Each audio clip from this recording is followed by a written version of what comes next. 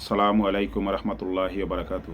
প্রিয় দেশবাসী, আমরা ইতিমধ্যে লক্ষ্য করছি বাংলাদেশে খুনি এবং ফেরাউন রূপী শেখ হাসিনাকে বিতাড়িত করে ছাত্র জনতা যে বিজয় অর্জন করেছিল, সেই বিজয়কে ভিন্ন খাতে প্রবাহিত করার জন্য এবং খুনি শেখ হাসিনার মদতপুষ্ট কিছু কুলাঙ্গারদেরকে পূর্ণ প্রতিষ্ঠা করার জন্য বাংলাদেশের অন্তর্বর্তীকালীন সরকারের একজন উপদেষ্টা তিনি আহ্বান জানাচ্ছেন আওয়ামী লীগের প্রতি যে 15ই আগস্ট গণজাগরণের মঞ্চে ওইখানে মঞ্চ তৈরি করে বাংলাদেশকে একটা মেচাকার পরিবেশের বার্তা দিচ্ছেন।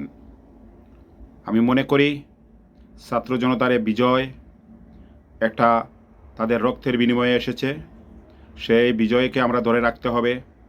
হিন্দু সম্প্রদায়ের উপরে হামলা হচ্ছে মিথ্যা অজুহাতে, হিন্দু সম্প্রদায়ের ব্যানারে আওয়ামী ও মুসলিমরা সেই ব্যানারে গিয়ে নিজেকে হিন্দু দাবি করে তাদের প্রোগ্রামে একাত্মতা পোষণ করছে।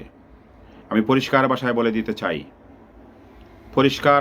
দিতে চাই আওয়ামী লীগের প্রেতাত্মা যারা আছে, শেখ হাসিনার প্রেতাত্মা যারা আছে, তাদেরকে এখনই নির্মূল করতে হবে, নতুবা তারা আবার একটা পরিবেশ তৈরি করবে, যে পরিবেশের মাধ্যমে বাংলাদেশের সীমানা এবং সার্বভৌমত্ব মারাত্মক হুমকির মুখে চলে যাবে এবং আমাদের ছাত্র জনতার যে বিজয় এসেছিল সেই বিজয় আমাদের হাতে আর থাকবে না।